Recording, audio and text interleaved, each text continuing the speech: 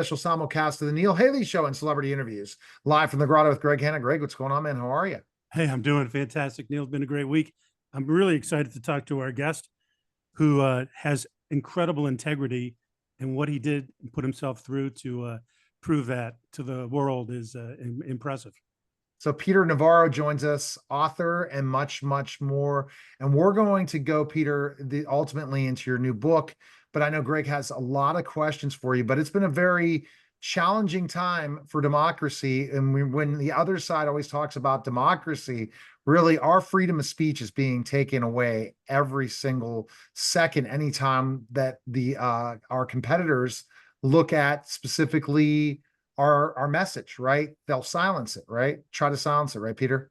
It's not just your freedom of speech. That was my freedom. I spent 4 months in prison for defending the constitutional separation of powers. And every person involved in that was a Democrat. I love traditional mainstream Democrats, the black, brown, blue collar Americans who shower after work and not before and all that. But the radical elites that have gained control of that party are out of control. I don't know if you saw me at the Republican National Convention, but I said two things. I said, if we don't control our government, their government will control us. And then I said, I went to prison so you won't have to. Those two threads tie together because I wound up in prison because the Democrats got control of all three branches of the government, the Congress, the Attorney General's office, and a Democrat appointee judge. What I'm trying to do now, though, I'll be honest with you, is just look forward to November 5th. If we lose that election for Trump, we're going to lose that country. When I was in prison, they were printing my new book. It's called The New MAGA Deal. The subtitle's kind of fun. It's the Unofficial Deplorables Guide to the Trump 2024 platform. And why this is important is that right now, strategically, I'm seeing too many Republicans attack Kamala Harris on her easily attackable personal qualities, the cackle and this and that Willie Brown stuff. Whereas channeling Bill Clinton, it's the Trump policy agenda stupid. Because if you just go through, and you can look at this in the new MAGA deal where I document all these policies, from a polling standpoint, everything that moves voters, the swing voters, Trump leads in. If you go at the top, it's neck and neck with the economy and inflation versus the border chaos. Trump had 4 years of prosperity, zero inflation. Kamala Harris has given a full-throated endorsement of Bidenomics, which is at the root of our failing economy, our inflation, and now our crashing stock market. She owns that. If you look at the border crisis, it's interesting that the one significant job the commander-in-chief, Joe Biden, gave the vice president, Kamala Harris, was what? Borders are. Go down, solve the border, Kamala. She wouldn't even go down there. And she owns the flow of probably 10 million illegals. And it's a motley crew. It's murderers, rapists. You got drug cartels, human traffickers, Islamic terrorists. She won't even say the word radical Islam, by the way. Chinese spies. And then the Democrat base, my friend, is largely the black, brown, and blue collar Americans in, man, the working class. And she's allowed millions of illiterate illegals flooding into our labor markets to drive down wages and steal their jobs. And so the economy, the border, and then what? Look, Donald Trump in Trump's America, check this out. Communist China, Imperial Russia, the Rocket Man in North Korea, and the mullahs of Iran all left us and the rest of the world alone because they feared and respected Donald Trump. In Kamala Harris's White House right now, you've got Gaza exploding, Iran threatening what could be a regional, if not world war. You got Russia in the Ukraine spending tens of billions of our money to fight them. You've got communist China and the Taiwan Strait threatening Taiwan, and you got the Rocket Man launching missiles again. I mean, on that alone, people should vote Trump over Harris. So the economy, border, foreign policy, and then there's crime. Kamala Harris is the defund the police queen. When the riots broke out in Minneapolis, she was raising money for the rioters, and saying defund the police.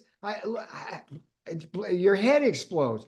She wants to win Pennsylvania as a key battleground state. It's like Hillary Clinton goes into West Virginia in 2016 and tells the coal miners, hey, we're shutting you down. We're putting you out of work. You go program. Kamala Harris done the same thing in Pennsylvania. I'm going to stop fracking and offshore drilling, by the way. So, and then look, and then there's all the woke stuff. I mean, Kamala Harris, it's like you watch the guy boxer in Paris just kick the living you know what out of that woman who would otherwise have been a champion. That's Kamala. And I mean, one last thing, okay? I was in prison. Like, my fiance picked up on this one watching one of Kamala's clips, right? Kamala goes fervently, we have to approve sex change operations for male prisoners. We just got to do that. And so my fiance goes, yeah, that's Kamala's idea of prison reform. I mean, this stuff's insane. I don't know how she even leads. Oh, yes, I do. We're not running against Kamala. We're running against CNN, MSNBC, ABC, CBS, NBC, PBS, the New York Times, and the Washington Post. They are liars.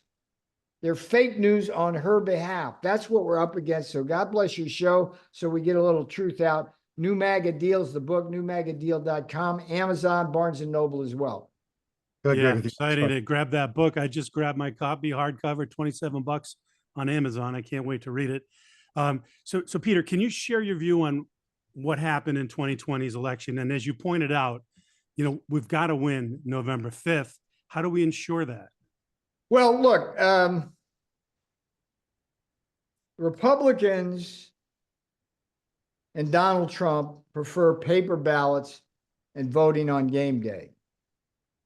That's the easiest way to make sure you only get legal ballots. But those aren't the rules right now. And until those rules get changed back, we got to play by the Democrats' rules. And what the Democrats do is they stuff the ballot box with as many legal and illegal votes that they possibly can prior to game day. Early voting, absentee voting. Now, I'm not suggesting in any way that we stuff the ballot box with illegal votes, but I am saying that if you're watching or listening to this show, you get your vote in before Election Day, or you're going to get Carrie Lake. You know that reference? That's like Carrie Lake ran for governor in Arizona as a Republican, and her Democrat opponent was actually the Secretary of State with the power to shut the ballot boxes down on game day. Katie Hobbs did that. Carrie Lake fell short of winning when all the polls said it was going to be a landslide. So vote early, vote absentee, get your votes in, and after you do it, go find a friend or a colleague, make sure they do it if they're voting for Trump. That's the only way we do that now. Once Trump gets in, we can go about the business of getting back to the French system, ironically, which is paper ballots, game day voting. All right. Well, I mean, I think that is there a way we can stop the cheating? You don't think you think it'll happen again? Yeah. Well, okay. I don't know if you saw the film 2000 Mules, but I have not. I want to see them. Yeah. I recommend you guys do that and have Dinesh D'Souza on the show. But what we saw in that, the 2000 Mules referred to, the mules were all the guys who would go out to these drop boxes and drop illegal ballots into these things, right? So the point is that one of the things we need to do is to have everybody listening either go work at your precinct, make sure everything's kosher there, or have peaceful militias in localities where these drop boxes allowed, and stake them out and make sure there's no shenanigans going on. Dinesh D'Souza's film showed how these people would drop off these ballots in the dead of night, and they'd go back to these Democrat organizations, which were dedicated to fabricating fake ballots. You know, you get to like, yeah, I mean, the tell in that con game was you'd get like hundreds of thousands of ballots where the only ballot was for Biden. Nothing down the ticket. That's a sure tell. But look, we need, it's the Trump policy agenda stupid. That's our mantra. We need to be versed on what the policies are. That's where the new MAGA Deal book comes in, newmagadeal.com, Amazon, Barnes and Noble as well. And I'm out there proselytizing in a secular way that if you just look at the polls, Trump beats her on everything. The only one issue that's salient, and it's middle of the pack, not top, is of course the abortion issue. But if people understand how extreme the position of now Kamala and her VP choice Waltz is, that guy is to the left of Kamala. That's hard to do. It's like abortion right up to birth and through it for 28 days. I mean, I can't imagine what that decision looks like. A baby's born and you still want to kill it. But that's Kamala Harris and Tim Walz. And people like Democrat women are offended by that. So let's see what happens, as Donald Trump loves to say, but we got a work cut out for us. We're not running against Kamala Harris, but the media. And you just got to keep doing shows like that to get the message out. Yeah, Peter, in the administration, you were very vocal about how we needed to be tough on China. How do you see a relationship with China now, and what do you think it might evolve to in the next few years? Well, Joe Biden is kowtowing to China. China's running wild out there. On the one hand, China tells Biden that they're going to stay out and not help Russia. And meantime, the arms are flowing faster than you can imagine. And Biden lets them get away with that. The trade deficit continues to soar, which hurts our country. I mean, look, you just compare the two administrations. Like, okay, do you want a higher tax burden? Harris. You want a lower one? Trump. You want a higher regulatory burden? Harris. You want a lower one? Trump. You want to be soft on China? Harris. You want to be tough on China? Trump. Secure the border? Trump. Open the border? Harris. You want inflation? Harris. You got that. I mean, it's just everything. I can't think of anything that she's competent on. And by the way, I can't think of a single major presidential candidate in history who has less foreign policy experience than Kamala Harris. Well, why she don't just never so what got they did? interested in it in the White House. Biden would have dinner, this, that. She doesn't know any of these people. The only foreign policy leader she knows well is the one she offended, Netanyahu. She's an anti-Semite, river to the sea, pro-Palestinian. It's probably why Josh Shapiro didn't get picked. Now, here's my thought. Why don't the mainstream media, I know that because they don't want Trump to win, interview like they did to Sarah Palin when that totally threw the whole election off then, where she didn't have the foreign policy experience and all those different things, and she was just a VP, and they really hit her hard with questions. They're the corporate media, not the mainstream media. There's nothing mainstream about the journalists that operate on ABC, CBS, NBC, PBS, CNN, and MSNBC. They are overwhelmingly registered Democrats, many of whom are very liberal Democrats. So how would you expect a media where the people who work within that media are liberals, radical liberals in many cases, to do anything other than become effectively the press corps for the Harris administration? it's, look, I'm not, it's senseless to bitch and moan about it. Okay. I'm just saying it as a fact. This has been going on since 2016. It is what it is. We've got Trump as the great communicator, but it's a struggle. You know, they cancel us, they lie about us, they scrub. I mean, they have a picture of Trump, fight, fight, fight, and they don't alter that. They hide the fact that Harris's borders are. When does the American electorate get offended and wake up to all of that and say, hey, Trump's the guy? It's got to happen before November 5th. We're running out of time here. That's right. You know, another quick question on the supply chains. You know, you always emphasize bringing them back to the U.S. How successful have we been to date on achieving this, and what should we do next? Well, we haven't been very successful at all. We set in motion a lot of good things to bring things back on shore, but Biden reversed everything.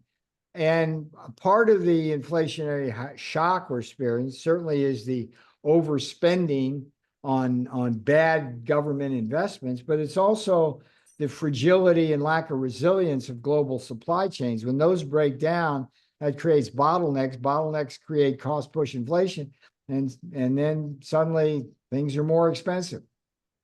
Okay. That's Biden-Harris. Now, just this announced the VP candidate. You're telling me he is that left as Kamala, the new VP? Yes. Oh, yeah. No, it's an interesting internal struggle with the choices. He's the governor of Minnesota. His performance during the riots was every bit as disgusting as Kamala Harris's rhetoric. But he had actually the power to go up and break up a lot of that with the National Guard. He didn't do it. And basically you had, came down to Shapiro versus Walz. Shapiro was the guy who might be able to take Pennsylvania and would hedge some of the loss of the Jewish vote because he's an Orthodox Jew, and Harris is an obvious Palestinian Gaza anti-Semite. But Bernie Sanders endorsed Walz, the progressives endorsed Walz, and Kamala said Walz. So that is a George McGovern ticket on steroids right there. So, I mean, it's just a question of whether that can be effectively messaged. And my view is it's the Trump policy agenda stupid. I mean, if we get lost in like attacking her personally, that's a waste of time. I think it's a mistake. It's a complete mistake when President Trump went to the black mainstream media and then started attacking them about Kamala's race. That's not just the issues now. We have to stick to issues of the difference between the two candidates, the political issues. Do you want to continue to be not having any money in your pocket? There's just certain things, inflation, all these different areas need to be addressed, and just stay to that. And then her non-experience of foreign policy, bring that out, and specifically in debates, and you can win. You'll win, but then that means with no cheating. I'll keep saying. I thought that appearance by Donald Trump at the black journalist thing. I thought it was beautiful the way he started it. I mean, that woman was just flat out rude. And by the way, he showed up and Kamala didn't. I think it's going to become an issue soon that Kamala is not doing the sit down interviews. She's not going out and making herself accessible to questions, that she's the only way she can fill an auditorium with enough people is by having Beyonce or Bruce Springsteen or somebody show up first, like Hillary Clinton did. But we can beat her on everything. Even the abortion issue, we can get to a net neutral on that by pointing out her extreme position on abortion, which is not consistent with that of most women. It's just not. So new MAGA deal. I started writing that after the 2022 congressional election, when We didn't have that red wave. I said, why is that? Well, we're not running on policy correctly. So here's the policies, and we're not explaining what MAGA is. That's the other thing the new MAGA Deal book does. NewMAGADeal.com, Amazon, Barnes and Noble as well.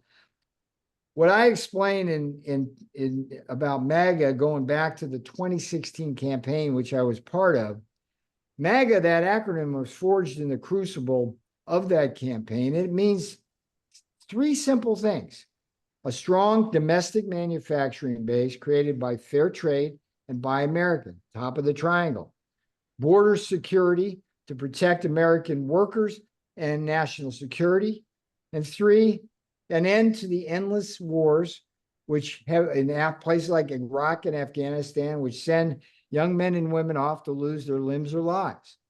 That's all MAGA is. That's it. And that was grafted onto traditional Republican values like low taxes, low regulation.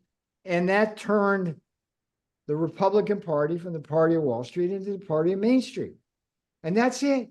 It's like this whole idea that these extremists on the radical left are accusing us of being extreme. Are you kidding me? They want to cut off the genitals of young boys at 12 years old and sacrifice them on the altar of this gender dysphoria. I mean, it's insane. It's insane. So that's all I can do. I mean, to November 5th, I'm going to preach the secular gospel of MAGA. My Bible, the secular Bible, is the new MAGA Deal. And I'm hoping your viewers and listeners will look at it on the website, newmagadeal.com, or you can go to Amazon or Barnes and Noble. And let's win, baby, win, as Al Davis used to say. So, all right, Greg real has quick back to right before I ask that, Neil. So just back to election integrity real quick, because I think this was a really important point that you made. So people don't get, so Trump doesn't get carry laked, right? As you said, where they turn off the voting machines on game day. So you're saying vote early. Is there any possibility that those early votes get collected and thrown away and not even counted? Yeah, there's all sorts of things that go on. I mean, it's like, you look at Atlanta, you look at Detroit, you look at the shenanigans we uncovered the last time around. This is where I urge people to get involved, be precinct watchers. That's what you need to do. And you just need to get out and do that. And then you know, like find out if there's drop boxes in your area and set up and watch them 24 hours a day. But the Democrats in control of things now, they don't reflect the mainstream Democrat Party, so we can fracture their base if we message properly. And if we police the radicals that are going to try to stuff the ballot box, maybe we can prevent them from doing a lot of what they did the last time around. Okay. Now, Greg has a final question. It's something that makes you think, and then we appreciate you, Peter, coming by, but this is one that his listeners and my listeners and viewers learn from. Go ahead, Eric. Go ahead, Greg. Great. Well, thanks, Peter. It's been a real pleasure and an honor to speak with you. So tell me, what do you feel is the most important thing in life you've ever learned? Mission and love, neck and neck. My fiance and I, we got stronger with prison. She did the time with me, and I just love her dearly. I love this country dearly. And so when I'm working, I'm on the mission. And when I'm not, I'm with her. Well, beautiful. Thank you, Peter. We really appreciate it, man. And wow, you were in prison how many months ago? And what did you learn in that process of being in prison? I'm just really interested to know that it was scary, right? We'll do that at a later session. I want to stay focused on but I'd love to have you back to talk about that. I appreciate it, Peter. All right, thank you. All right, that was a special simulcast of the Neil Haley Show and celebrity interviews live from the Grotto with Greg Hanna. Guys, take care.